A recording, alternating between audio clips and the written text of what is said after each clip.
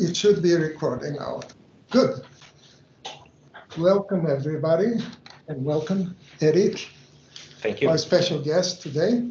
And if I may present you, Erik, and I think we met first time in year 2000, 1999, year 2000. And you're also the first person that introduced me to two things that are quite big right now, which is sustainability and climate change. That at that time, I think many still believe that maybe it was just volcano activities, and so it was part of our challenge back then. And so I'm very grateful for that. And some years later, you decided to leave Ericsson and start a journalist career. And I thought, oh my gosh, that's a big shift. You're an engineer at Ericsson, and you started this career. And not only that, you won everything that you can be awarded of the finest prizes in journalism in Sweden. Has written books, and we are all I'm very proud of you and look up to you, Erik. And one thing that I look up to you is particularly that you are a champion in this area of climate change and sustainability, but you live as you preach. And so many examples is your daily life, right? You came here on your bike, Yeah. right? And today we're gonna be discussing another thing that I'm introduced and I'm very puzzled about potatoes, a little big on potatoes. So a little big thing that we all can do and make a difference. Before we start, so a reminder, let's have our cameras on. Show your big, nice faces if possible. We're gonna have like all for these a very interactive meeting. Questions anytime in the chat. And then after a short presentation, we're gonna have a lot of time for discussions. And this is the trademark of the 4Ds. Kazi will be moderating, Casimiro. So looking at questions both in the chat and afterwards. And Kazi, did I forget anything? No, just best of luck for our dear Erik, because I think that it's going to be very interesting to discuss many of the things that he had already. Yes. So without further ado, welcome back. Thank you so much, Geraldo. It's an honor to be here. And I always appreciated Geraldo so much because he's such a visionary. So when he asked me to do this, of course, I said yes. You have so many rights in your foresights. So I thought if I can contribute a little bit by talking about a little small thing like a potato, you can actually look at bigger things too, and that's sort of the in journalistic perspective. By telling a little story, you can understand the bigger picture. And I call this an investigation. I work with investigative journalism, and I do that mostly because I like to educate myself by learning from the world, by investigating things that perhaps not everybody wants to be told. There are secrets or wrongdoings. But also this method of having idea or hypothesis you can use when you investigate things. So I call it an investigation, just invented the word here. And the concept little big, I think something small that tells the bigger story. And the 4D is the take that we will ask you afterwards. What are your thoughts on this idea? Will you be a doer, a dreamer, designer, or a doubter? What is your take on this? And do feel free to ask any questions about the presentation during the presentation. If it's not clear, if there's some words I might not use correctly, or there's something on the slide that you don't understand, just shoot. I like quick, fast questions, and I'll answer them quickly too. But there will be a longer discussion afterwards. So how did I come up with this idea? Let's see if I can get the slide going. Well, I had my third COVID infection in November, December last year. And I learned, that's why from the previous ones, that I gain weight because I'm a very active person, and when I cannot do sports and being bike to work like I biked here, I gain weight. And this happened too, a bit more, quite rapidly, as you see. This is an app I have on my phone that I have a scale that's connected to my phone and to the software that I go on the scale every morning, and then I get my weight. So I take care of my weight. I bought that scale during the COVID because I noticed that it was my first ever scale because I gained so much weight when I became passive due to illness. And I had this challenge around New Year. How do I get back in shape? And I started to look at things I ate. Normally I try to, when I go hiking, I do a lot of outdoor sports. I try to carry as energy dense food as possible, but now I had to look the other way around. How can I get a nice sensation of being full, but not having too much calories for my first time in the life, more or less. So I started looking at the bags or the packages, and this is to the left, you have a pancake, a normal pancake, and to the right, you have a potato pancake. It's called raggmunk in Swedish. And I was a bit stunned when I looked at it in the shop, trying to get control over my weight. Because if you look to the red arrow there, you see that's, and compare it to the green arrow, it's almost twice as much calories in a pancake, a normal pancake, as we have today. But the potato pancake had half of it. And I think it's yummier, it's tastier than the potato pancake. So that created some, how come this be possible? Similar food is half the calories, and what does this mean? So I started to investigate the data on a potato, and this is quite energy or a detailed picture, but if you look at the smalls to the left in calories per serving, per 100 gram servings, it's the least of the things I normally eat. Potato, and you have pasta, it's 80% more calories. Rice is 50% more.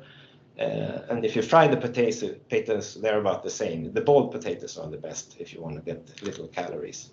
And if you have French fries, of course, then you lose all this because of the fat and the grease that is in the French fries.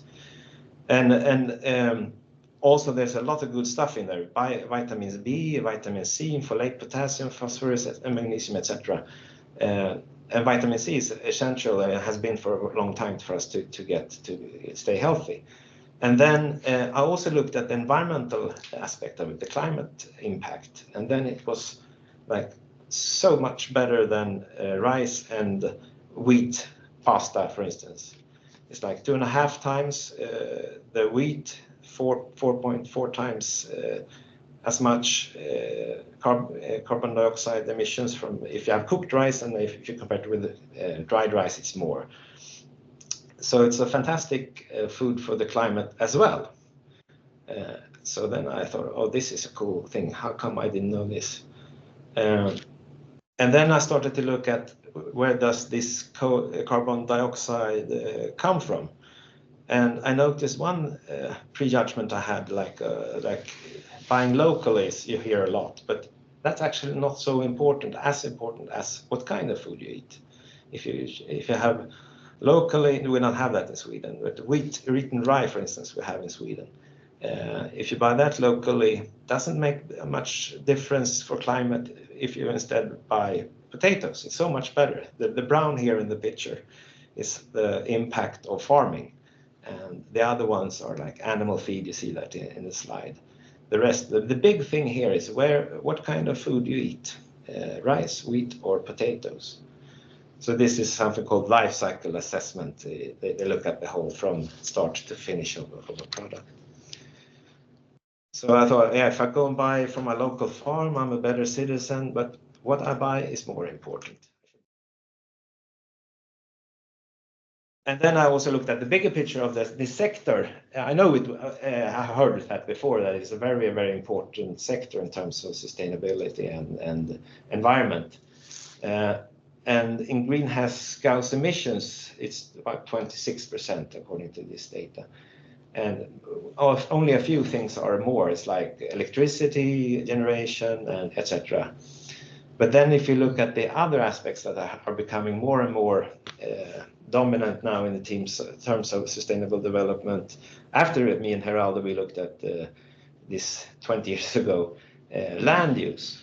Agriculture uses half of the land. And the rest is like urban areas, very little, forest, shrub, etc. This is the global pictures. And in fresh water, it's like a major thing, not in Sweden, but agriculture 70%. Eutrophication, that's övergödning. 70% of the excessive nutrients to the sea comes from agriculture.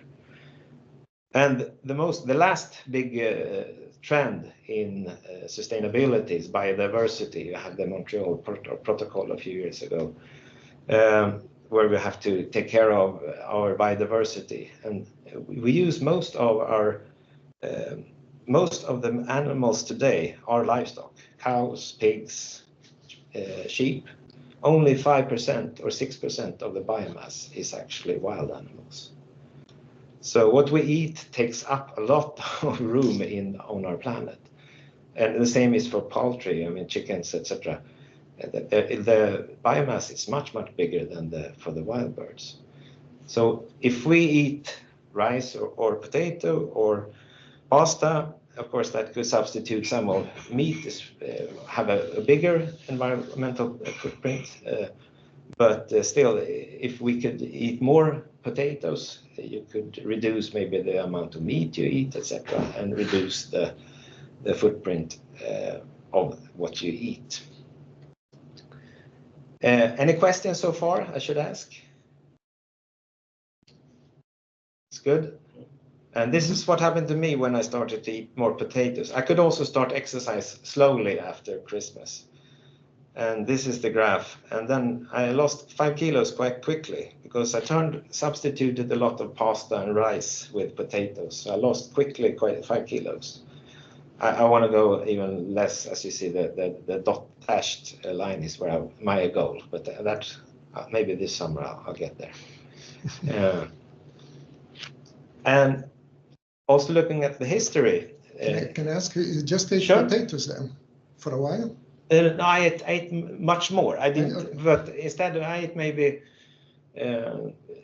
I had hardly ever boiled potatoes before, but I boil like 2 kilos potatoes per week. Mm-hmm. Make a batch, and then in the summer I make the salad, potato salad. Mm-hmm. So I ate a lot more. I substituted the pasta and rice for potatoes. And if you look at potatoes, it shouldn't be spelled like that. It's really a forgotten superfood. The rise of the European nations, they say, according to this William H. McNeill, the success factor of Europe when they were sort of in a controversial imperial mode, also went around the world, was a lot due to the potato, because we could feed the continent. And then feeding people, you can have the energy to have the domination, as he said, for good and bad. But it's like a significant food for the European continent and elsewhere.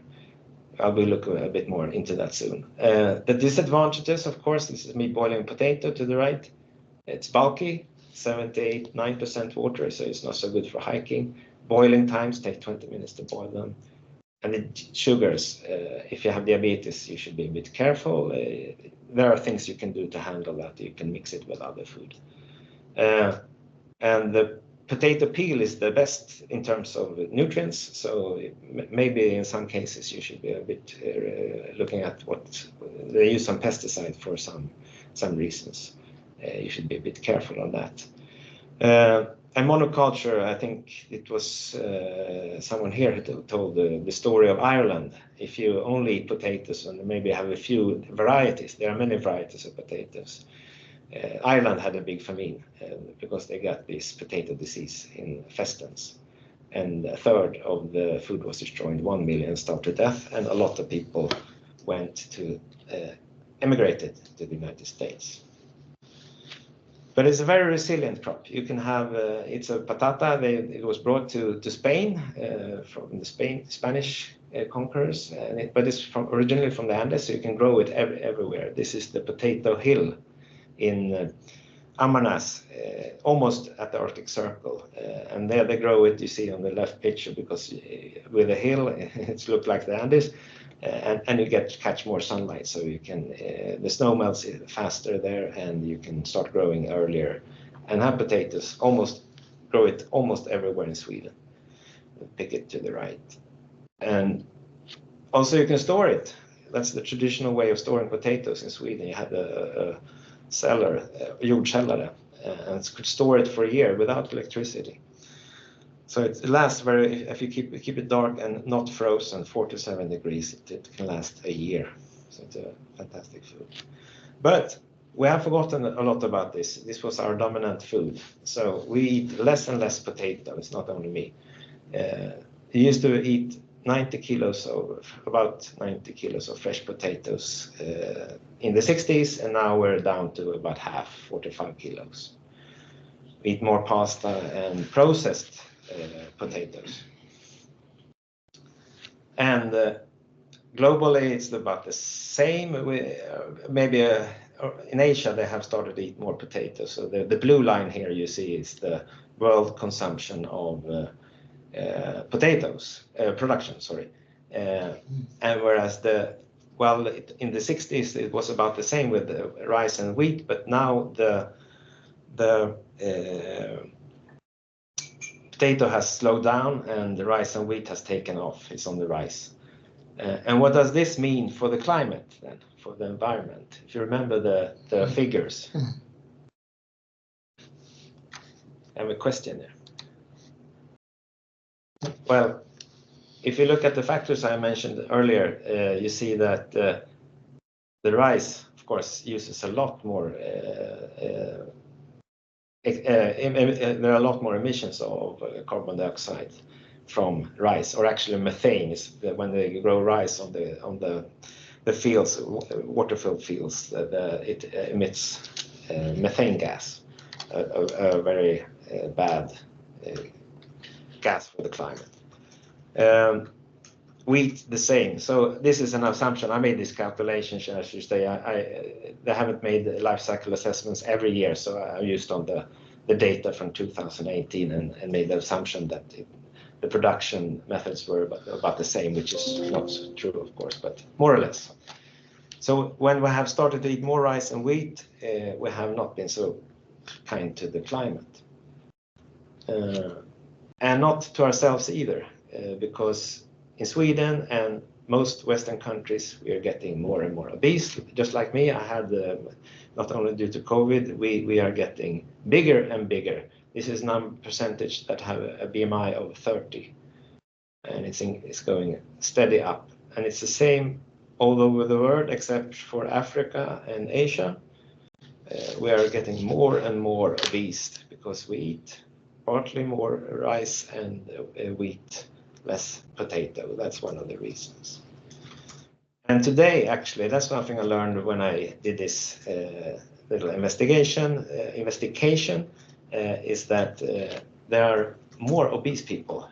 2016, about more people are obese than hungry or underweight in the world. So that was like a turning point. We get too many calories, and the amount of calories we consume per day is increasing. I looked at some reports on that too. We eat too much, too energy rich.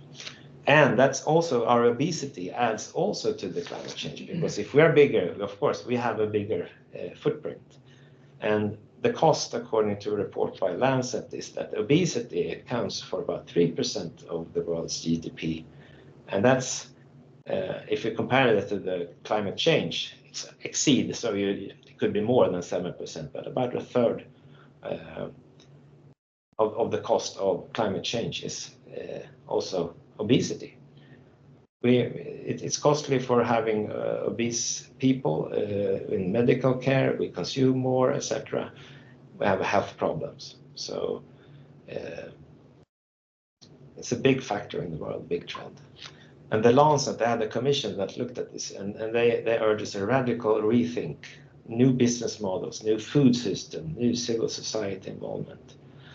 And I learned another word here, they call it a syndemic of obesity, undernutrition, and climate change. And syndemic is that two or more concurrent or sequential epidemics or disease, they coexist. That's the Lancet report. And what I wonder if, will there be a potato comeback, return of the superfood that we got from South America in the 16th century? And I talked a little bit about this since I mentioned it in a previous session here, and I had good, interesting thoughts. And one thing is that potato is a cheap commodity. There are no new profits. It's not the new things to invent. Maybe that's why it doesn't take off again. That's one thought I heard. And another was if potatoes were not so cheap, it would be considered luxury food by taste and quality. Now I read that the prices are getting up a bit partly because of climate change. The floodings in Europe has made the potato more expensive because it ruins the way the potato grows. And another thought on the weight was if you want to lose weight, eat like your grandparents. It's like the old foods. And I have taken that started to look at the things my grandparents eat, like a lot more potatoes. And last week, the UN have started to promote potato again. I don't know if you celebrated this, but it was the International Day of Potato, the 30th of May. And I didn't know this when I took this, looked at the idea. That I don't know if it's the first International Day of Potato. I haven't looked that much into it, but it contributes to key objectives of the Sustainable Development Goals. It's a very sustainable crop and also economic opportunities around the world. So it's so important. There's no International Wheat Day or International Rice Day, but there is an International Day of Potato. So that was my little presentation, and the idea of this potato hypothesis is like eating more unprocessed potatoes improves your health, saves the planet, and increases resilience. And I think, Casimir, you will do a Menti on this, and you can give it a minute of thought. If you are on this idea, are you a doer? Will you do something about it? Are you a dreamer? You want to be a visionary like Geraldo? And So I thought that it would be we can start perhaps with comments or questions about the presentation itself, if you have any, because perhaps we can go back to the slides if needed. Sure. And then we can start with the Menti. But I can start with my first one. And very interestingly, a week ago, I love one series called Last Week Tonight from John Oliver.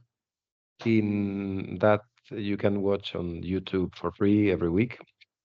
And 2 weeks ago, it was about corn in the US. It's usually very US centric, but it's very interesting because it's very factual, interesting, fun. And when talking about what you were saying here, one of the problems I see with regards to why we are not taking so much of the potatoes that you have mentioned could be because there are many other incentives for other crops. In this case, they were talking about corn, and corn, they have automated and increased the productivity per acre way more than any other crop. So I don't know if you have, first of all, if you have any number, because perhaps one thing that matters with potato is that we have not been able to increase productivity as much as other crops. That could be one first question. And the second one is, are there incentives in other crops that perhaps they don't exist for potatoes? Perhaps it has been, as you said, very under the radar kind of food for a lot of people. I don't know if you have seen anything about that. I have this is like an initial investigation, so haven't looked that much into it, but I think it's harder to manipulate the potato since it grows under in the soil. And maybe there are more options for other crops. Maybe you in the group here knows more about this. This could be a topic to look further into. Then we have also a question from Geraldo. Yeah, it's more an observation than a question. But let's say in Brazil, where I come from, it's funny because we eat beans a lot, especially black beans. It's a national plate, let's say. But then we can eat potatoes together with rice and beans. So there is a lot of cultural things here. It was first in Sweden that I understand that's completely crazy. I wouldn't be able to eat potatoes and rice together. It's one or the other, right? But then I was really amazed with the graphs of I thought the supply chain locally would be so much more important. And that's because nowadays, just talking to myself, even when eating healthy, sometimes you feel a little bit bad conscious if it's not. And Sweden is a very cold country, so to start with, right? So it was an interesting graph. And there was another graph also where potatoes is basically zero. That's amazing. Yeah. If we look at that. So more observations. I see you, Bjorn. I'll leave it to you. Yeah. So first of all, I grew up in Sweden. I grew up with eating a lot of potatoes.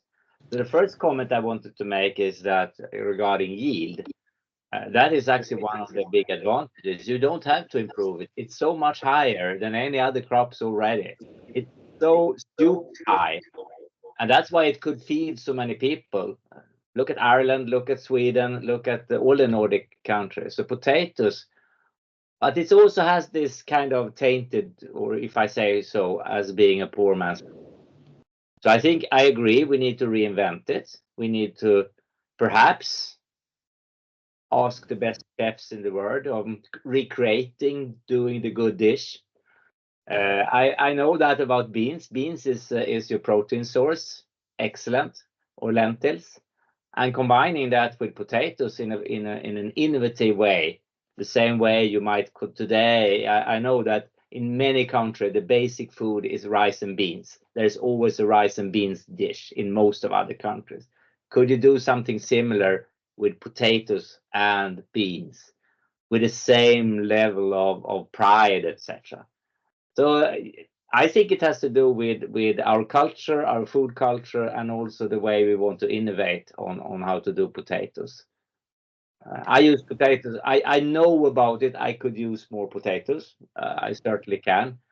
But one example is that if you want to make, I can just share it with you all. There is one tool which is actually excellent to turn potatoes into something fancy you can have for a fine dinner, and that's the potato ricer. Do you have any one of those at home?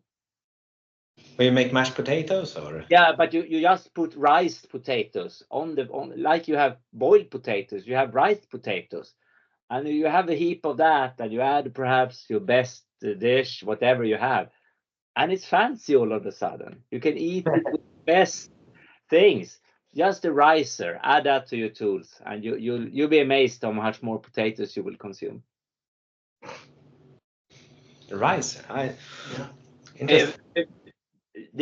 vad heter det på svenska? Potatispress eller någonting sånt. Yeah. Mashed potatoes, I looked at calorie-wise, if you don't put butter in it, is very good for your health too. But the peel is where the yummy vitamin. Agreed. But you might be able to separate it and actually cook the peel to something fancy, because you need taste and texture. So say you roast the peels and add it to the rice. Yeah. I'm getting interesting now in trying to innovate on the cooking side. Yeah. As you mentioned, the dish, the main, I don't know if we have in India and in Nepal. I mean, the national dish is dal bhat. It's like rice, lentils, and potatoes. I was just now trying to find some. We have very nice, super fresh and very good dishes with potatoes here, which are salads with lots of vegetables like red pepper, onion, green pepper, all of it raw except for the potatoes that are boiled. And usually for summertime, it's like a fantastic one. You can also do it um, with squids and with other things. I'll try to find a couple of very nice and good recipes and share here as well. Perhaps we can rethink of foodies for cookies or something like that. To really push for it, you need to push it so it becomes enjoyable. Yeah. No, and that's what I have against it. Eating a heap of boiled potatoes, you will never enjoy it. It might be good for you, but at the end of the day, you're going to go for something tastier. Yeah, good. Apart from that, I was going to ask you another thing, Erik, that surprised me, and I think that at least Geraldo as well, because you mentioned that it is not so important to buy locally as it is to know what they are producing. So what you're actually buying. Yeah. What did you find there? I mean, that was a It's real from the life cycle shock assessment. for me. Yeah, from the life cycle assessment. I mean, if you would transport potatoes from New Zealand to Sweden, of course, the transportation footprint would be very high. But like if you buy, I think that data is the way I looked at it. It's like if you buy it from Stockholm area where we are now, or if you buy it from Västerås or 100 kilometers away or 200 kilometers away. That's not the main thing.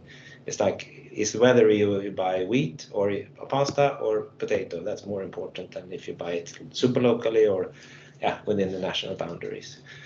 So the big environmental footprint comes from the farming, not the processing or the transportation or packaging or something. Interesting, thank you. Geraldo, you had your hand up as well. Just curious, I put in the chat, but maybe you're not aware. Yeah, here, how is it in Morocco regarding potatoes? Just curious, out of curiosity. First of all, I think nothing better than enjoying a good meal, whatever potato, whatever, with good people. I mean, the issue is that when enjoying this part of life, which is good food, we're surrounded with deep shit, processed food, GMOs, cloud seeding, and we're lost. So, and the issue is how to enjoy while keeping in good health, and this is a dilemma we're living.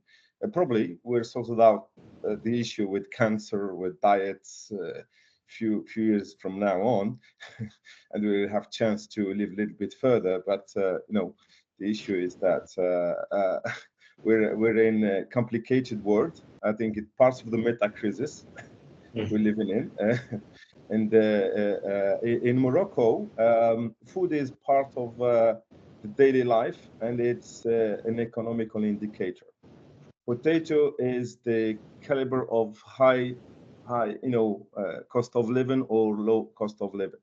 If you have the price of potato, it will give you an indication of, how people are suffering or how people are enjoying, the economical prosperity. It's everywhere, they cooked it in several types of meals, and it's the main component, let's say, in the Moroccan dishes, whatever tagines or other main dishes. When it comes to having good food with health, I think it's all about the calorifical deficits. You have entries, you have outputs with sports, and how you keep this calorifical deficit. And fasting is one of the best, I think, the best solutions to keeping in good health in addition to exercising activities.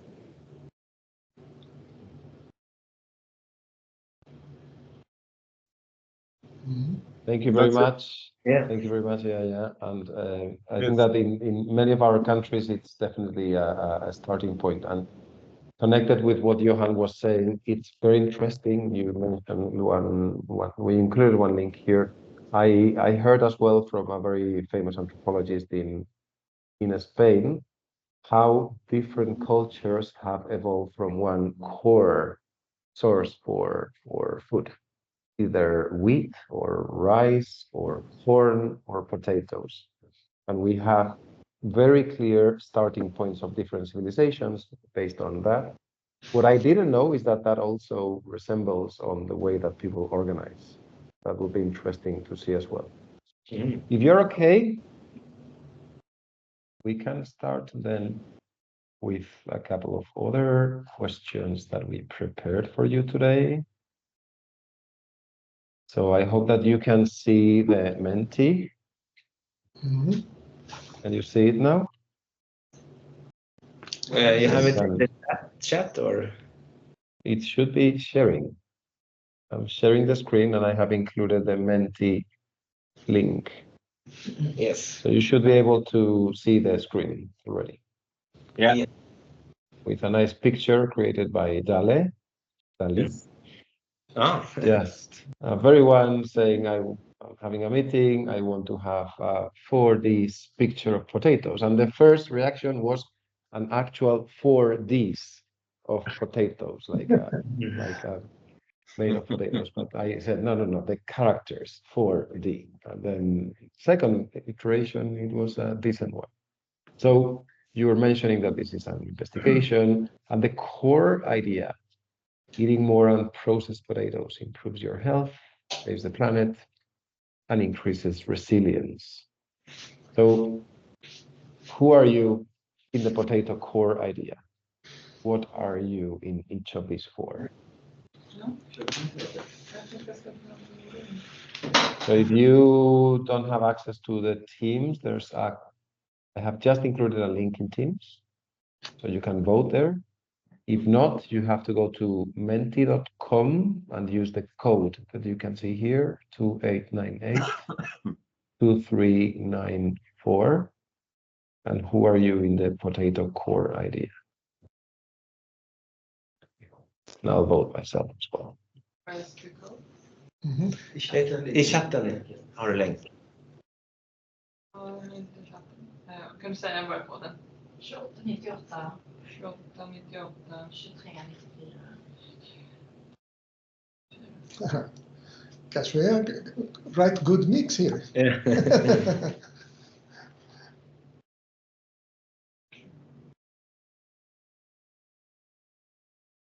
So what about the doers? What do you think that you're going to do? Half of you are doers. I'm not. Half of you are doers. What are you going to do? I can say that we just had to dig up in our garden. We had this kind of, I don't know, we have to remove everything because there was this weed that was covered. So our idea right now is actually to plant potato. Because it's also on resilience terms. We tried in baskets, but it gets too dry. So it's sort of like mixing up our garden with more eatable vegetables and self-reliance on food, basically. We have another idea to maybe have hens and chickens, but I think this is easier. Yeah, and also get the hand of it. So like, how do you do it? And one experience from last summer is that if you put on the cut grass on it, it keeps the moisture, so it grows very, very well. So there is also something called potatisuppropet in Sweden that actually engages everyone to plant potato in every spot in their garden or whatever. I think it's also to build sort of Self-sufficiency. Self-sufficiency And the relation to Earth. And the relation to Earth, yeah. Yeah. To reconnect with Earth. Yeah. And it's a very simple sort of like, you connect it and you eat it and you understand that you're part of Earth. So In this, I feel quite a doer. Nice. Sounds really, really cool. Any other doer who wants to share? Yeah, I mean, I can always say what I wanted to do, and that is to, as I said, I want to reshare. I want to make sure that I do everything to make sure I can use potatoes in a fancy way so everybody enjoys it much more than having it just as a source for calories, which has been the reason for me to enjoying pasta, etc. So, and there are many good recipes. I can think about a few that I want to innovate around. Classical recipe that is not just boiled potatoes, because that is tiresome. And also mix in potatoes with other food. See what can you do with potatoes and flour, etc. So the cooking side, creating a menu, if nothing else, maybe writing a book, blogging about it. Yeah, that is a doing part. And if anybody wants to share anything regarding how to better cook and making this really tasty food with potatoes, coming from other countries, I have my Swedish ones, so that's the starting point. Will do. Yes, maybe I could do my recipes in a poetry form. That would be interesting. I can publish a book on potato in poetry and cooking. That's a very good thing. What about some others, not doers? What about the designer in the team? It was me, and I had about similar idea as Björn. Maybe you should write something about it. It's a fantastic story, I think, about a thing that everybody has a relationship to. So I think it's a very strong story. I looked at what books there are, and they're mainly about the recipes, but not the full story. I mean, it's a crop that comes from the Andes, and they conquered the world, and there are many dimensions of that. Could be a great story, I think. What do you think? Would you read a book on potatoes? Mhm. Potato poetry. Yes. You already have the like the cover with the 40s picture. Ah, You yes. will do some like extra thing for the 40 team. Kazi, I'm curious about the doubters. I am a doubter. Yeah, okay. I am a doubter. And why did I say doubt here? Because following what I was saying before about the in the video that I shared with you last week tonight about corn, it's a very interesting one because he also does this investigation numbers, and basically it said that the increase in corn has been dramatic in terms of the field usage. It is being used 10% for food, almost 45% for animal feeding, and almost 50% for ethanol. But then you start checking everything in the process, and you realize that all are incentives towards just more capitalism type of model to grow, to use it, to big companies that take advantage of the money that it's behind. And you start checking all the things that are behind, and then you start seeing that there are a lot of lobbying powers to not change the status quo. Okay. That's why I doubt. I doubt because in order for this to change, I totally buy the story. I think that we perhaps have included potatoes in the poor food that was available, so that's why we don't eat it anymore. It's for.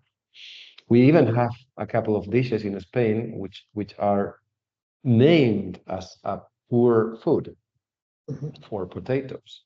So, as from a social perspective, it looks as if you eat potatoes, then you're in the very low, poor. That's the perception that exists. So, Just on the one side, the big lobby, and on the other side, the perception. We have to make big efforts to change it. I totally buy the story, but we have to make big efforts. Just on that note, as an anecdote, I had my family from Brazil visiting us, and we have potatoes that we have in our trädgård, what do you call it, in the garden.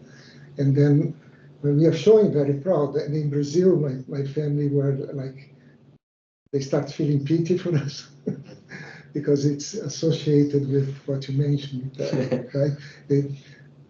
I think we need to explain there what a luxury actually it is, right? Or to pick your own potatoes and so on. But in Sweden, you eat boiled potatoes when it's Christmas, it's Easter holiday, and it's Midsummer holiday, and it's the best. The best luxury. Yes.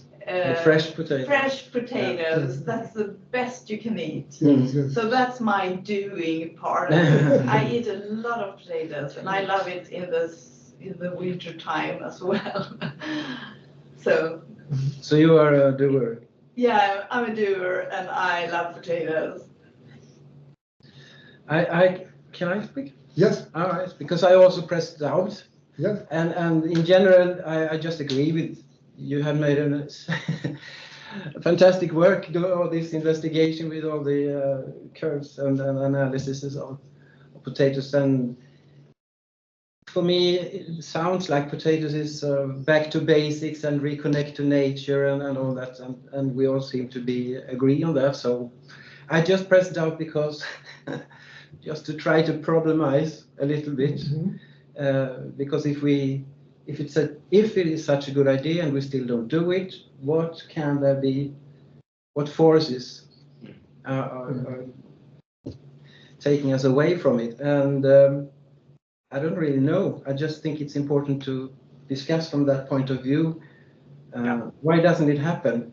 And one remark I have with all kinds of data like that is that we are also getting more and more people on Earth. From the 1960s to today, we are from 3 billion to 10 billion, I think. So, I mean, isn't it a problem in general that we are so many on Earth? And if we replaced all the pasta and the rice with potatoes, maybe we get a problem with potatoes because they are also taking a lot of resources on transport and I don't know what effects will appear. So more questions, so it's just to try to bring in that perspective. But you can grow it in your own garden. And if you do. But how many have an own garden? We are living in a very urban world today. No, so but if you do. Yeah, You can do it in. But when you look, I mean, more and more people living in cities, so that's not a realistic. It's a nice idea, but very few people in general have that garden or that little place. So yeah, I'm just criticizing for the sake of bringing questions. That's great. No, and I agree. There are other areas with the overpopulation is like a hot topic that's not discussed as much. But, that's of course one of the biggest factor of the problems on the earth. But if I may add one doubt or a question I have is like this. When I looked at from agriculture, all the impact that it has, that it expands and take up over the biodiversity, especially animals than poultry or livestock. I think that's a major question I have. Can you grow a crop that makes the wildlife happy as well? So you don't, because whenever you grow wheat or rice or potatoes, I'm not sure, can you keep the wildlife going at the same time? The bees, the flowers, the boars or whatever, can they coexist? That would be a nice. That's a big challenge for the future, I think. Sure. Yeah, diversity, I think, is a key word in general. To keep many fronts and many ways out. But just to add what. Oh, sorry, I should. There's a line. Sorry. I was the dreamer here, and actually I came here as a doubter first. right? But during the presentation, so I'm starting started to to dream a little bit, and especially because of some graphs. I mean, I almost was transported back 24 years ago when we worked, Erik, and how we could create that business case to show that we could work much more from home, travel less, and all these things that we're doing now, 24 years later, but took so much longer time. And I'm totally sure that these can be, and by the way, why I was a doubt was more for the monoculture aspect, if this really becomes a success, as we discussed. I mean, I love to see the landscape with wraps field and the beauty of that. But anyhow, I think it's completely possible, maybe in the next step, to model that and see do a scenario, business case, what it would mean, right? And the other aspect of dreaming is that I just came out of this Juice Fest that this guy, Joe Cross, a major, entrepreneur, became famous. He had a documentary, Fat, Sick, and Nearly Dead. And the theory there is that you can juice fast 60 days and lose a lot of weight. I did 20 days or so and lost 8 kilos. That's good, right? But then I'm thinking, gosh, sometimes it's all about bringing up things. I could see Fat, Sick, and Nearly Dead with potatoes, with the advantage that when you don't eat after 20 days, it's terrible. Just drink, So I'm longing for potatoes. I think it would be much easier also as a diet. So for these two reasons, I think it's possible to do a really good business case, and also if you take the health aspect, it's open doors. I mean, so many people die of overeating today. So. I think you're the next one. Yes, and a few things that have been said, and one thing that hasn't been said, sort of. It was a great presentation, right? You really sort of convinced me and reminded me that, well, why do I have so much, pasta and rice back home at the table and so little potatoes, right? And that's easy to fix. That's one thing I will try to act upon. Then I like the data you brought forward, but I'm always sort of critical to data because, what Mark Twain said, sort of is lies, damn lies, and statistics, sort of. So I trust you, but I don't take the numbers for face value. But I was blown away by the low environmental impact of potatoes. That made me really curious to sort of understand more, sort of can it be so good? The thing that hasn't been mentioned in comparison to other crops is, I think, useful. I mean, not everyone can grow potatoes. We are so urbanized, which actually reminded me that my grandmother grew potato on her balcony. I think potato is probably the only crop you can grow on micro scale, right? Take a bucket, fill it with earth, and plant a potato, and you will have fresh potatoes a few weeks later. You can actually grow potato, one plant at a time, and you can't do that with rice and wheat, right? I haven't seen it done, so I think that's actually a great opportunity as well. Yes. Great with skepticism for the data. I will share the presentation so you can double check it. Thank you. Well, We have a question. Yeah, I have a follow-up question very quickly because it was in the chat, and I don't know, can they grow in vertical farms? Because that's now a big thing in, let's say, in sustainability, to have vertical farms local in the city and all of that. So now that you have said that you can plant one, can they grow in vertical farms? Do you have any data about that? I haven't heard about that. I don't know about that. I doubt it actually, because potatoes is one of the few crops that are very dependent on soil, correct? Will not grow in water. No, I think so. Yeah, I'm Googling and. How to grow potatoes in a vertical garden? Yeah, exactly. It's possible. Yes. Yeah. Apparently. Yeah. And there are many different kinds of potatoes. I have learned, I don't know, several thousand, I think, or hundreds at least. Yes. Sweet potato is about the same properties as the potato in health terms, and etc.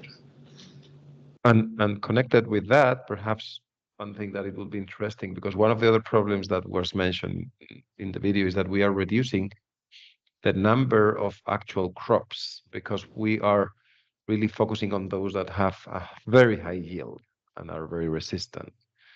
But if you are saying that there are hundreds of types of potatoes, perhaps potatoes has a better diversity than other crops. I don't know. That's right. I think we grow, as you said, I think we grow mainly a few of them, and but you have to go to South America and check. They said that they had. I read one article saying that in the Andes they grow more diverse kinds of crops or potato crop versions.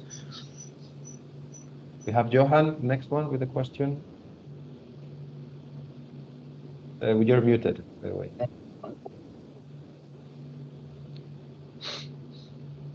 No? No? No. Fast? Yeah, it was actually Ingela here. Yeah, I was thinking because, I mean, in Sweden, in school, you always learn that potatoes was what brought Sweden from famine to wealth. So you had the Avströmmar. Avströmmar. It was potato and the penicillin and the peas. So there were 3 P's that brought wealth. So it's an interesting sort of shift, at least on our historically sort of shift in nutrition for an entire population, and probably in the northern parts. You spoke about the Andes, but it actually grows here compared to Spain, where everything grows. So, but we have a historical sort of already backing on that, and also nutrition and so on. Yeah, that's so nice. I didn't know that. Yeah. Nice. That's a small correction, Ingela. It was the inoculation of vaccine against smallpox. Penicillin came much later. Okay, I have to review my schooling, but okay, it was something on health. But yeah, smallpox. Yeah, smittkoppsvaccinet. Okay.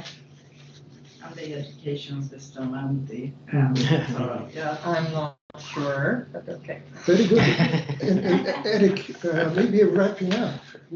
Should we have a last question, Kasi, or? Yeah, Kasi need to answer his mother. Oh, okay. Yeah. So do we have one more question? No. If I just thought it was interesting to hear your comments, and I think it's fantastic. We talk about meta-crisis, and in this potato, we have like ideas for solutions in 3 of them. It's like obesity, health, climate, biodiversity. So it's an interesting crop. So should we use the Menti here? Yeah. If we had a lot of good questions, but if you want to phrase them, and we can get ideas of what to do in another session.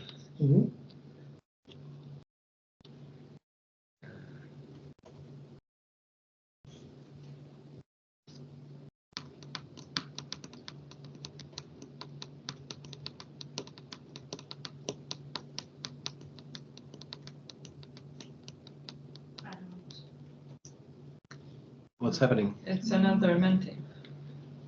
So to the right you can. Is it in the chat? The same link here.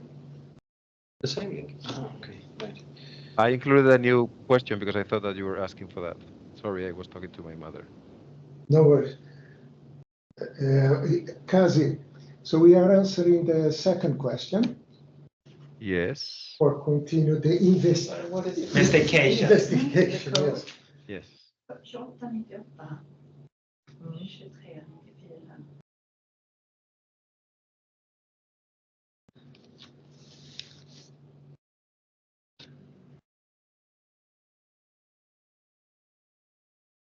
So it doesn't have to be on potato. It could be something around this presentation.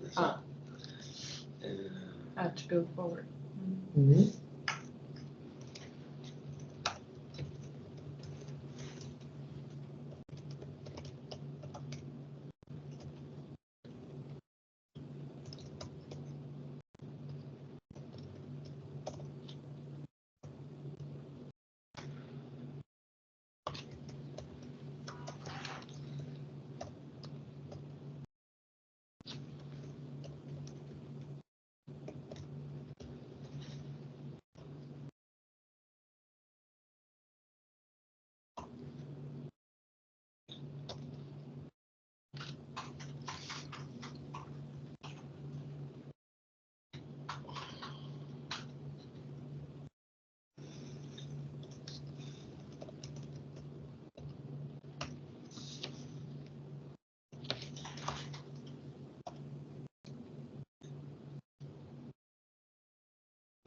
And in this one, Erik, I have included the voting capability if you want to use it, which is when we finish writing, then we can all vote which ones we think would be more interesting.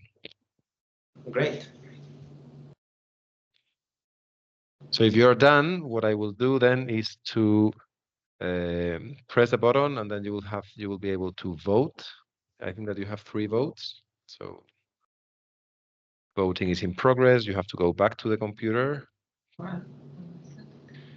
And in the computer, you will be able to. So you can put 3 votes. Yes, you can put 3 votes in total.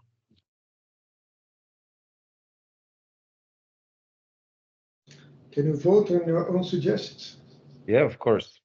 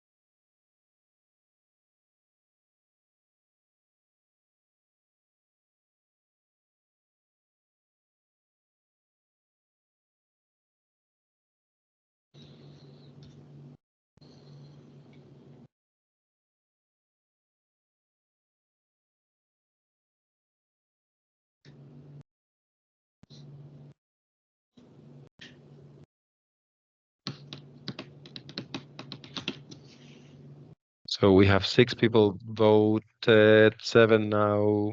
Let me count us. 1, 2, 3. Okay, I think that we are ready to show. I think that even showing you can still vote. So if you haven't done it yet.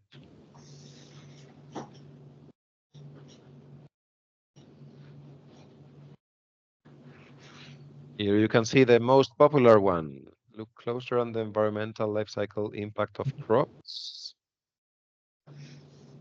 And then a business case on potatoes that we can present that is uprooted.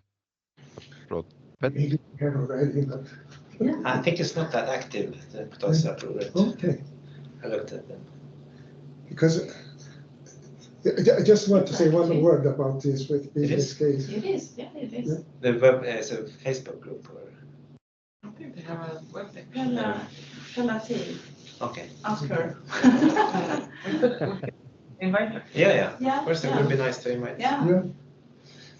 No, because And then it's about eating and status. Yeah. What about eating? Which good, nice, interesting recipes could be enjoyable, and how to increase the potatoes status. I realized that some of the answers were very similar, so perhaps we should have merged them together before. Sorry for that.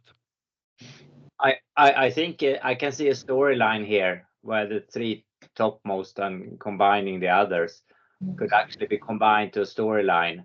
Where and then you can look beyond potatoes actually and combine complete menus. and eventually end up increasing the status of perhaps Exactly. very It's good. almost like a storyline here from the left to the right. I don't have Amazon.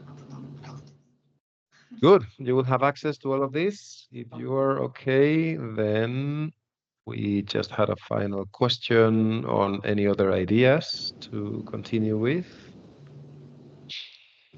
Get the king to do some marketing on potatoes. So Any other thing before we close this part of the session? No, it was interesting. Very interesting. Nice. Thank you very much, Erik. I think that you deserve a big applause from all of us. thank you. Yeah. Or Taylor Swift, yes. Very cool. Thanks so much. And Mhm. if you're okay, we still have 20 more minutes. Perhaps we can jump to the town hall. Yeah. Just closing, really thanks, Erik, for putting so much energy and the flow, everything. A lot of good data. And with Very the interesting. investigation now. Investigation, To continue with. Yeah, I think it's important that, I mean, I'm not the expert on potatoes, but we have to share knowledge and insights by looking into it. I'm going to stop the recording, but now we have the recording to share with Potatis Uppropet, or right? Yeah. Okay. Very good. Thank you. Thank you. I have to leave you now because I have things to get together. Thank you, Erik. Take good care of the potatoes.